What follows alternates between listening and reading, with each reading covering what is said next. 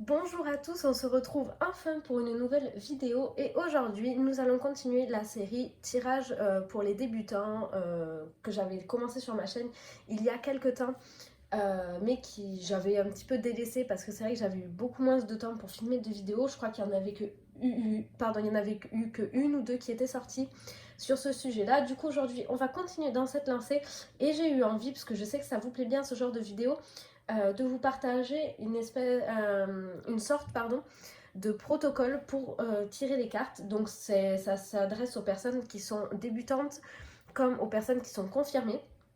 Et je rappelle que c'est propre à chacun. Donc moi je vous propose un protocole, ça peut vous servir de base pour le début.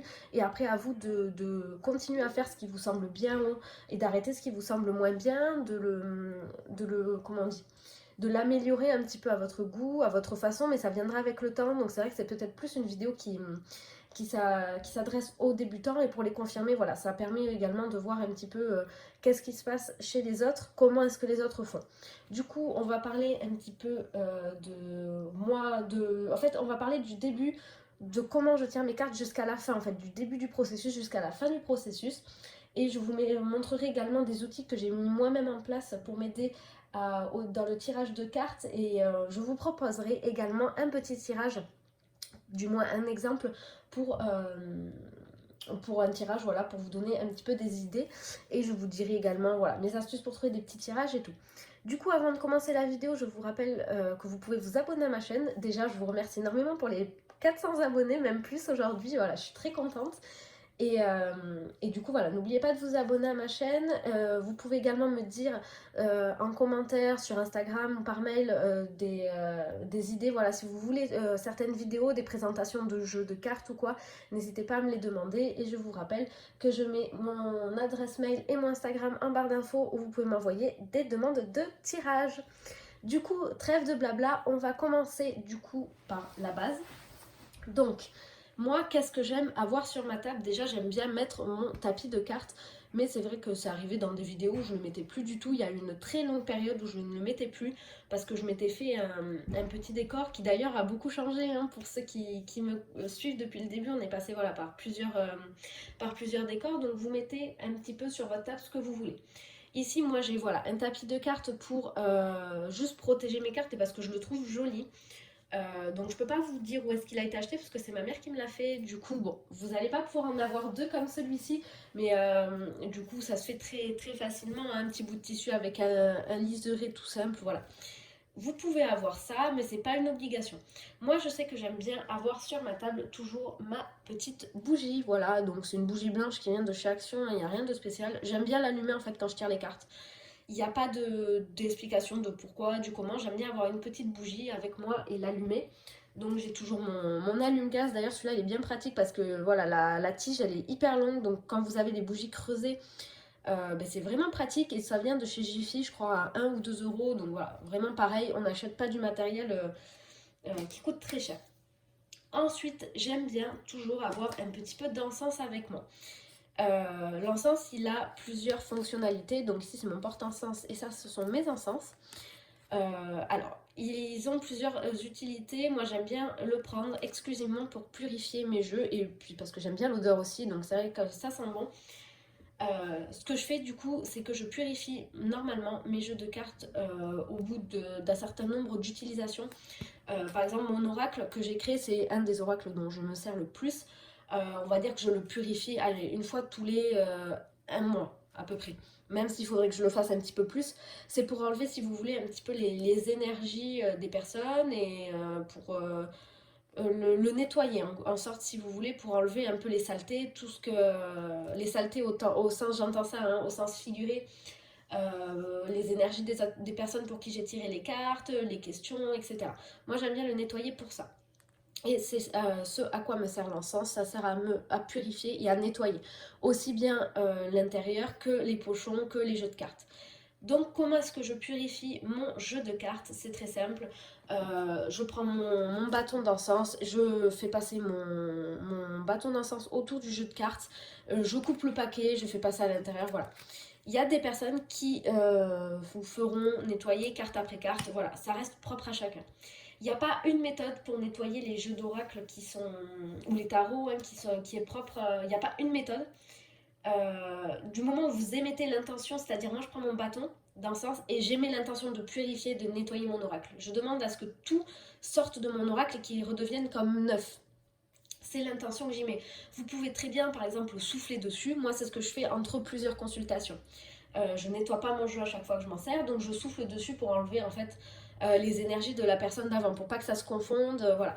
Parce que moi, en fait, quand je tire les cartes, je demande à mon jeu à ce qu'il se connecte avec la personne à qui je tire les cartes. C'est pour ça que je demande la date de naissance. Donc connecte-toi à telle personne qui est née le nanana nanana nanana, et je fais ça en remuant mes cartes. Je mélange. Il n'y a pas de nombre de fois en fait, je suis mon intuition. Des fois au bout de 2 battements de cartes, ben, je vais me dire ça y est c'est bon, le jeu il est connecté avec la personne à qui je tire les cartes. Et des fois il va m'en falloir une dizaine pour vraiment que je sente que mon jeu est bien connecté. Et du coup, une fois que j'ai fini de faire le tirage, que je ramasse toutes mes cartes, que je les enlève de la table, je souffle dessus. Voilà, un geste tout simple pour enlever un petit peu et toujours j'aimais l'intention. Si vous ressentez le besoin de... Je sais qu'il y en a qui tapent sur leur jeu comme ça, c'est propre à chacun. Du moment où vous émettez l'intention et que vous avez confiance en ce que vous dites et en ce que vous faites, il n'y a pas de problème, vous pouvez faire ce que vous voulez. Ensuite, on continue du coup au niveau des décorations. Moi, ça change, j'ai des anges, mais c'est vrai que j'aime bien toujours avoir ma petite fée parce que celle-là, elle m'est personnelle et elle m'est chère. Voilà, encore une fois, ça reste propre à chacun. Vous pouvez trouver de tout. Il y en a qui mettent plus de pierres, il y en a qui mettent des cailloux, il y en a qui mettent, je sais pas moi. Voilà, il y a plein de choses que vous pouvez mettre du moment où vous vous sentez bien. L'important de créer une table et de créer c'est de créer un espace en fait propre à vous où vous vous sentirez bien et où vous pourrez être dans des énergies de lâcher prise, de confiance et où vous allez être voilà, vous sentir bien tout simplement et, et du coup c'est ça l'objectif de tout ça, c'est de se sentir bien et d'être à l'aise pour tirer les cartes. Au niveau des pierres, moi, qu'est-ce que j'ai? J'ai toujours, bon, j'ai mon améthyste, le quartz rose, mais c'est vrai que j'aime bien avoir mon cristal de roche et ma labradorite. Donc c'est vrai que c'est 2 pierres qui sont importantes puisque le cristal de roche, c'est un petit peu pour développer l'intuition. C'est relié voilà, à tout ce travail-là. Et la labradorite, c'est pour... comment on appelle ça? C'est des pierres de protection. C'est pour ça que j'ai pris également avec vous ma petite boîte qui vient de chez Cultura, qui est franchement super pratique pour ranger toutes les pierres par compartiment. Moi, je les ai rangées par couleur, puisqu'en général, elles sont... moi, j'aime bien les ranger comme ça. Du coup, les pierres que je vous conseille le plus pour tirer les cartes, ce sont... Donc, c'est encore une fois, c'est propre à moi-même. Hein. On n'aura pas tous le même avis, mais c'est vrai que les pierres noires comme la tourmaline, l'onyx noir... qu'est-ce que j'ai d'autre? L'obsidienne flocon de neige également, donc ce sont des pierres différentes. La labradorite toujours, c'est des pierres qui sont très bien et très utilisées pour la protection, pour se protéger des énergies des autres en fait. Pareil mes pierres, après je vous ferai peut-être une vidéo spéciale lithothérapie un petit peu, mais pareil mes pierres j'essaie de les nettoyer en fait dès que je m'en sers beaucoup. C'est vrai que mes pierres qui sont sur ma table, quand je tire les cartes, ça fait très longtemps qu'elles ont pas été nettoyées. Je reconnais, voilà, je suis pas parfaite, je fais des bêtises des fois et ça fait partie des bêtises que je fais souvent. Je nettoie pas assez même mes jeux de cartes aussi et mes pierres, c'est vrai, c'est pour ça qu'il faut que je le fasse absolument là. Et je vous recommande également des pierres, voilà, type cristal de roche, sélénite. Bon, ça c'est pas de la sélénite d'ailleurs en plus. Sélénite qui est juste ici. Vous avez également tout ce qui est pierre pour se calmer, pour se détendre, olite, quartz rose, améthyste. Vous avez vraiment, vous pouvez prendre n'importe quoi. Moi je sais que j'aime bien également avoir cette pierre là. C'est la pierre Angers, et j'ai un trou de mémoire, je crois que c'est l'ange. Ça va pas me revenir, c'est ange quelque chose, ça permet voilà, de se rapprocher des anges, de pouvoir communiquer un petit peu, ça fait partie voilà, des pierres du chakra du coronal ou du troisième œil, vous voyez, je sais même plus. Je sais plus du tout le nom de cette pierre, ça va me perturber, mais voilà, c'est la pierre Angers, quelque chose, angéliste, non. Bon, je sais plus du tout, mais en tout cas, cette pierre-ci, moi je sais que j'aime bien l'avoir pour pouvoir communiquer plus facilement avec les anges, je sais pas, mais moi je sais que je l'aime bien. Elle me permet de pouvoir tirer les cartes. Voilà, il n'y a pas d'explication. C'est pour ça quand je vous dis que c'est propre vraiment à chacun, c'est pour ça, c'est parce que vous voyez, j'ai pas d'explication du pourquoi, du comment j'aime avoir cette pierre. C'est juste parce que je l'aime et que j'ai envie de l'avoir auprès de moi quand je tire mes cartes. Du coup, ensuite, on va passer aux outils que j'ai mis en place pour me faciliter un petit peu le tirage de cartes et quels sont les outils que j'aime bien avoir. Ça vient au fur et à mesure de la pratique où vous allez vous dire ah mais j'aimerais bien avoir ça, ah mais ça serait pas mal, ah et ça aussi c'est pas mal. Voilà, en fait c'est juste comme ça que ça vient. Premièrement, je me suis créé, ça c'était mon tout premier jeu mais qu'il faudrait peut-être que je refasse, je sais pas, pour le moment j'en ressens pas le besoin, je m'en sers pas énormément non plus. C'est un jeu avec tous les signes astrologiques, les 12 signes astro. Donc ça a été fait très simplement avec une feuille de papier canson de couleur que j'avais trouvé chez Action à paillettes, que j'ai collé ça sur une feuille blanche, j'ai découpé en 12, j'ai marqué balance, lion, j'ai fait le sigle, j'ai fait ça au surligneur, parce que j'aime bien les couleurs de surligneur, voilà, et ça m'a donné un jeu comme ceci. C'est vrai qu'il n'est pas très pratique à utiliser, mais on va dire ça permet de pas forcément acheter un jeu que pour ça, et ça permet de se faire un petit truc soi-même, comme ça je sais que je l'aime mon jeu, puisque voilà, il a les roses, les paillettes, tout ça j'aime beaucoup. Il n'est pas très pratique, mais en tout cas il me sert pour savoir, voilà, quand je veux un signe astro ou quoi. C'est vrai que je m'en sers pas énormément, mais du coup je l'aime bien, voilà. J'ai également mis en place un outil que vous avez déjà pu voir sur ma chaîne. Il s'agit de ceci.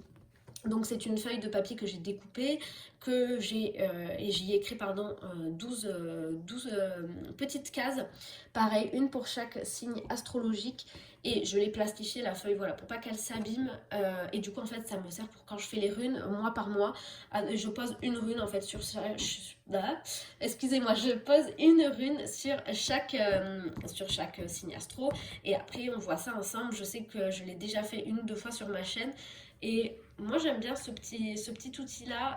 Ça peut également servir pour les cartes, mais voilà, il faudrait que ça soit un peu plus grand pour les cartes, mais ça fait partie d'un de mes projets, pourquoi pas faire ça également pour les cartes. Voilà, c'est des outils que j'ai mis en place parce que j'en ai ressenti le besoin et je trouvais que c'était super sympa à faire.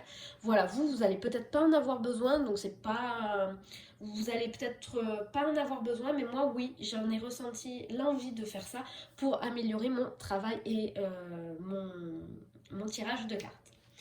Ensuite, alors juste quand même, j'ai quand même créé mon oracle.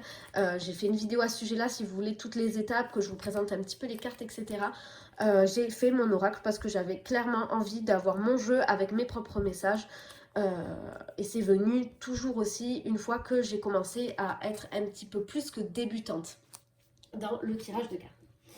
J'ai également mis en place un carnet. Alors, ce carnet-là, c'est pour l'oracle de la triade et pour le traditionnel manga tarot. C'est des jeux de cartes qui ont un livret, je pense, voilà, aussi épaisse que ce que je vous montre là, entre mon index et mon pouce. Donc vraiment rien du tout. Je pense pas que ça permette, notamment pour les personnes qui commencent le tirage de cartes, à comprendre en fait, parce que clairement, alors l'oracle de la triade c'était encore à peu près bien, mais le traditionnel manga tarot c'était incompréhensible pour moi, les mots-clés qui y étaient associés. Du coup je me suis fait ce petit carnet là, en gros ça sert de guide, parce que quand vous achetez un jeu de cartes, normalement vous avez un livre fourni avec, il y a des jeux de cartes, donc faites attention à ça pour les débutants. Il y a des jeux de cartes qui sont vendus sans, ou qui sont vendus avec un petit livret de voilà, une vingtaine, une trentaine de pages, allez 50 tout au plus, et c'est pas ça qui va vous aider quand vous débutez là-dedans. Donc moi je trouve ça bien. Clairement j'ai trouvé toutes les informations sur internet, par exemple pour l'oracle de la triade j'ai mis que des mots-clés, voilà, comme vous pouvez le voir ici. Ce que ça symbolise la carte, donc le mois et les parties du corps, etc. Donc c'est intéressant à mettre en place. Pareil, ces carnets ils viennent de chez Action, je les ai payés 2 euros 1 euro les deux, pardon, ou quelque chose comme ça. Du coup ça permet voilà, vraiment d'avoir des interprétations pour des jeux de cartes qui n'ont pas de livret. Et c'est vrai que moi j'aime bien toujours à me fier au jeu au livret, même si après plus tard je m'en détache et j'arrive à faire mes propres interprétations. Mais quand je commence avec un jeu, j'aime bien apprendre le jeu selon le livret explicatif. Ça reste également personnel. Il y a des personnes qui n'ouvriront jamais ou que très peu le livret explicatif. Moi, c'est pas mon cas. J'aime me fier au livret, sauf pour quelques cartes où j'ai modifié la symbolisme, la symbolisme, parce que j'ai préféré changer la carte et le message qui est associé. Mais c'est voilà, c'est parce que j'ai suivi mon intuition. Du coup, ensuite, on passe aux petites fiches. Donc tout ça, c'est l'ensemble des fiches que j'ai pour les tirages. J'ai cherché des tirages sur internet, c'est comme ça que je suis arrivée à créer autant de choses. Donc on a des tirages pour tout, on a la guidance du mois, on a de l'amour, on a une mise au point dans sa vie ici, l'aboutissement d'un projet, la concrétisation d'un projet, d'un objectif. Pourquoi ce silence? Un tirage sur la communication, la corne d'abondance, tirage de la rupture, tirage du projet à plusieurs. On a également les priorités actuelles, sur les choses qui sont enfouies en soi, sur quand on a envie de tout changer en nous, quels sont les événements à venir, évolution de la relation à court terme, pour les appartements. Vraiment, on a énormément de choses et on a des tirages sur tout. On a des tirages sur la lune, etc. Donc moi j'ai envie de vous partager aujourd'hui un petit tirage et qui je pense est plutôt pas mal pour commencer. C'est le tirage guidance du mois. Vous pouvez également l'adapter à la semaine, hein, c'est pareil. À la journée, non, ça va peut-être faire... Moi je sais que j'aime pas tirer les cartes à la journée, ça m'est encore une fois personnel. Mais du coup voilà, vous pouvez l'adapter quand vous voulez, tirage guidance à l'année, au mois, au semestre. Franchement il n'y a pas de règle. Du coup ici, la question qu'on va poser, qu'on se pose avec ce tirage, c'est ce que le mois qui vient va m'apporter. Le mois, bien sûr, hein, vous changerez avec ce que vous voulez, semaine, semestre, etc. Ici, on a le schéma des cartes, c'est le positionnement. Clairement, moi je l'ai fait, mais il n'y a pas d'obligation non plus. La première carte, ce sera au travail. Donc, qu'est-ce que le mois qui vient va m'apporter au travail? En deuxième carte, ici, on aura qu'est-ce que le mois va m'apporter en amour? Qu'est-ce que le mois va m'apporter en développement personnel? Qu'est-ce que le mois va m'apporter financièrement? Donc ici, ce sont sur les domaines. Et à chaque domaine, on a une carte associée, donc le 5 avec le 1, le 6 avec le 2, le 7 avec le 3, le 8 avec le 4. Et c'est comment bien répondre à ce que m'amène chaque domaine. Ça va vous, par exemple, ici, en carte numéro 1, on va avoir, si on prend, allez, mon jeu, on va faire ça. On va prendre des cartes qui sont un petit peu... On va avoir ici cette carte-ci. Et on va prendre... Voilà, hop. Allez, comme ça, je prends deux cartes qui sont très faciles à interpréter pour pas perdre beaucoup de temps. On a ici, en carte numéro 1, on tombe sur la carte du changement. Et en carte numéro 5, on tombe sur la carte du calme. Qu'est-ce que le mois qui vient va m'apporter au travail? Va y avoir du changement. Et comment bien répondre à ce changement qui m'attend pour ce mois-ci? En étant au calme, en faisant du lâcher-prise et en... Voilà, c'est tout. En étant calme, en étant dans le lâcher-prise et en étant bien, en étant serein. Voilà, c'est aussi simple que ça. Ce sont deux cartes qui sont en corrélation l'une avec l'autre ici. Donc ça se lit comme ceci, ça se lit en vertical du haut vers le bas. Et il y a des tirages, en fait, ça ne sera pas du tout ça. Mais voilà, c'est un tirage qui est très simple à réaliser. Je vous laisse le prendre sans que je bouge pendant quelques secondes en capture d'écran pour plus tard, ça pourra vous servir. C'est voilà, des tirages qui sont très simples. Et une fois que j'ai terminé de tirer mes cartes, je range tout ça tout simplement. Et moi, ce que j'aimais bien faire au début, où je me tirais les cartes pour moi-même, j'aimais bien prendre un carnet et noter dedans, en fait, les réponses à mes questions, les cartes, mon interprétation, etc. Aujourd'hui, je ne me tire absolument plus les cartes pour moi, sauf vraiment en cas d'extrême nécessité, c'est-à-dire jamais. Je ne me tire plus les cartes. Au début, vous allez vous tirer les cartes sur vous pour apprendre, et puis ce sera plus simple parce que vous allez connaître votre situation. Puis va venir un moment, comme une espèce de fracture un petit peu, où vous allez basculer et vous ne vous tirerez plus, ou quasiment plus, les cartes pour vous. Moi, je trouve que c'est compliqué d'être objectif quand ça concerne soi-même. parce qu'on a envie d'entendre telle ou telle réponse ou quoi. Donc c'est pour ça que je ne me tire pas les cartes pour ne pas influencer mon jeu, parce que je peux influencer mon jeu clairement en fait. Donc voilà, j'espère que cette vidéo vous aura plu. Je vous fais un petit récapitulatif. Donc premièrement, on achète son jeu, on ne le prête pas, selon mon sens, et on le purifie. On mélange ses cartes, on demande au jeu de se connecter à nous ou à la personne à qui on tire les cartes. On n'oublie pas au préalable d'installer sa petite table, ses effets personnels. On fait le tirage, on dispose les cartes comme on a envie, on interprète selon le livre ou pas, ça dépend de vous, mais si vous êtes débutant, le livre sera votre meilleur ami. Et après, on range les cartes et on peut souffler dessus pour laisser les énergies du tirage actuel partir. Je vous rappelle une petite chose, donc je l'ai dit tout à l'heure, mais je vais le redire, on ne prête pas son jeu de cartes, c'est personnel. Après, ça va dépendre de vous, il y en a qui vont le prêter, moi je sais que je ne le fais pas. Et deuxième chose, quand vous êtes vraiment dans une très mauvaise passe, évitez de tirer les cartes. On fait ça en fait quand on se sent bien.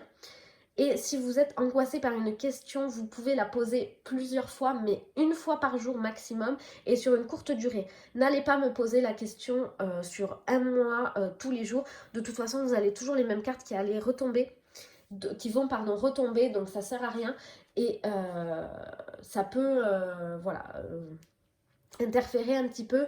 Quand vous choisissez aussi votre oracle, allez vers celui qui vous attire le plus. Je sais que des fois on a tendance à aller vers les jeux qui coûtent un petit peu moins cher quand on n'a pas un budget illimité financièrement, mais il vaut mieux attendre un mois de plus et l'acheter 10 € de plus par exemple, mais avoir un jeu vraiment avec lequel on se sent connecté et avec lequel on se sent bien. Du coup voilà, j'espère que cette vidéo vous aura plu. N'hésitez pas à me dire toujours si vous avez des questions ou des choses à me dire en plus. N'hésitez pas à me les dire, moi je vous réponds avec grand plaisir puisque je réponds à chaque commentaire et à chaque message que je vois sur Instagram. Et on se retrouve très bientôt pour une prochaine vidéo. Au revoir!